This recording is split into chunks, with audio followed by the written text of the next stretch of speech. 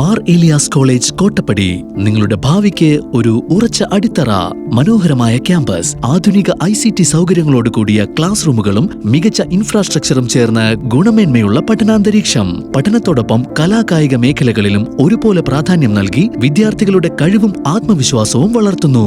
100% placement assistance, ഇന്റേൺഷിപ്പുകൾ, സ്കോളർഷിപ്പുകൾ, industry ready add on പ്രോഗ്രാമുകൾ എല്ലാം ഒരു കുടക്കീഴിൽ. മാർ ഏലിയാസ് കോളേജ് കോട്ടപ്പടി.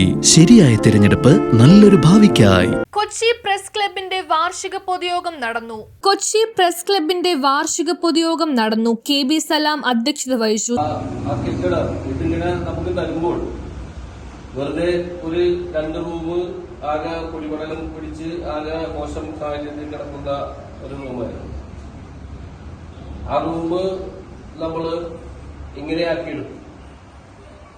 അപ്പൊ ഇതിനിടയിൽ വരുന്ന കാര്യങ്ങളിലെല്ലാം നമുക്ക് സാധാരണ നമ്മൾ തനത് രീതിയിൽ വരുമാനം കണ്ടെത്തുന്ന ഒരു സാഹചര്യം ഉണ്ടായിരുന്നു. അത് കുറെ നാളുകളായിട്ടില്ല, 3 വർഷമായിട്ട് കുറെ നാളുകളായിട്ട് നമുക്ക് ആ വരുമാനം കണ്ടെത്താനുള്ള മാർഗത്തിലേക്ക് പോകാൻ കഴിഞ്ഞില്ല. എത്രയോ എനിക്ക് തോന്നുന്നത് കലോത്സവം കഴിഞ്ഞിട്ട് പിന്നെ നമ്മള് അല്ലെ ഒരു പരിപാടി നമ്മൾ അതിനെ കുറിച്ച് ആലോചിച്ചിട്ടുണ്ട്. അപ്പൊ അതിന്റെ അടുത്ത് ഡയറക്ടറി ഇറക്കാനായിട്ട് തീരുമാനിച്ചെങ്കിലും ഈ ഇതിനകത്ത് ഒരു കാര്യം എന്താ വെച്ചിട്ടുണ്ടെങ്കിൽ മാൻ പവർ എന്ന് പറഞ്ഞിട്ടുണ്ടെങ്കിൽ ചെറിയ കാര്യമില്ല. എന്ത് സാധനം ചെയ്യണമെങ്കിലും കലോത്സവം നടത്തുന്നുണ്ടെങ്കിലും ഒരു മാൻ പവർ, ഒരു കൂട്ടായ്മ, ഒരു മാൻ പവർ ഉണ്ടാകും. ഇനി ഒരു നാടകം നമ്മൾ നടത്തണം അല്ലെങ്കിൽ ഒരു സംഗീത സദസ്സ് നമ്മൾ നടത്തണം എങ്കിലും ഇതെല്ലാം ഉണ്ടാകും. അതുപോലെ തന്നെയാണ് ഡയറക്ടറിയുടെ കാര്യം. ഡയറക്ടറി നമ്മൾ ഇറക്കാൻ തീരുമാനിക്കുമ്പോൾ ആദ്യം ഡയറക്ടറി എത്ര രൂപക്ക് നമുക്കിത് ചെയ്തു തരാൻ പറ്റുമെന്നുള്ളതിനെ കുറിച്ച് അന്വേഷിക്കണം. അത് എത്ര വേണം, അതിന് എത്ര രൂപ ചെലവ് വരും എന്നുള്ളതിനെ കുറിച്ച് അന്വേഷിക്കണം. പരസ്യം ആ ഡയറക്ടറിലേക്ക് കണ്ടെത്തണം. ഇത്തരം സാഹചര്യങ്ങൾ മുന്നോട്ട് കൊണ്ടുപോകാൻ കഴിയാത്ത ഒരു സാഹചര്യം കഴിഞ്ഞ 2 വർഷം. സെക്രട്ടറി MM സലീം റിപ്പോർട്ട് അവതരിപ്പിച്ചു. ട്രഷറർ PC അനന്തു കണക്ക് അവതരിപ്പിച്ചു. അഭിലാഷ് തോപ്പിൽ സ്വാഗതവും KK റോഷൻകുമാർ നന്ദിയും പറഞ്ഞു. എങ്ങനെ മുന്നോട്ട് കൊണ്ടുപോകണം എന്നുള്ളൊരു വലിയ കഴിഞ്ഞ ഒരു വർഷത്തെ നമ്മുടെ ഇൻകം അല്ലെങ്കിൽ നമുക്ക് പ്രസ് ക്ലബ് എന്നുള്ള രീതിയിൽ മുന്നോട്ട് പോകുന്നതിന് വലിയ റവന്യൂ കുറവ്, വരുമാനക്കുറവ് നമുക്ക് അറിയാം.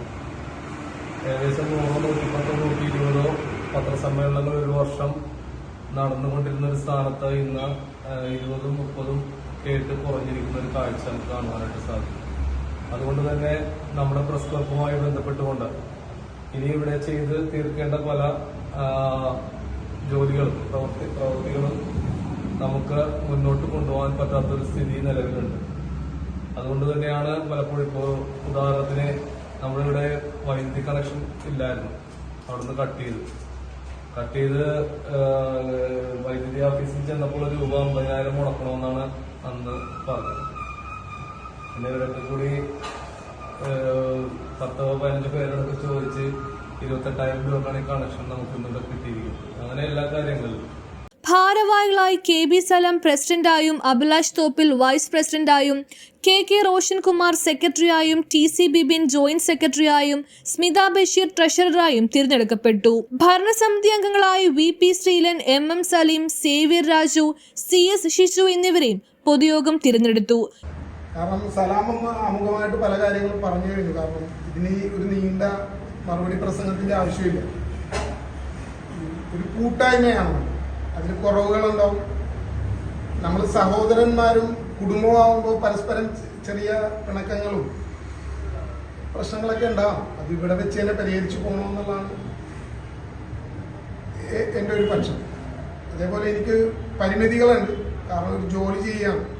പക്ഷെ എങ്കിലും ആ സ്ഥാപനത്തിന്റെ അനുവാദത്തോടുകൂടി ഇതിൽ സജീവമായിട്ട് ഇടപെടാൻ പറ്റുമെന്നുള്ളതാണ് ഞാൻ വിശ്വസിക്കുന്നത്. അതിന് നിങ്ങളുടെ എല്ലാം പിന്തുണ വേണം, സഹകരണം വേണം. ഈ യോഗത്തിൽ ആദ്യാവസാനം പങ്കെടുത്ത മുഴുവൻ ആളുകൾക്കും. News bureau, Kochi.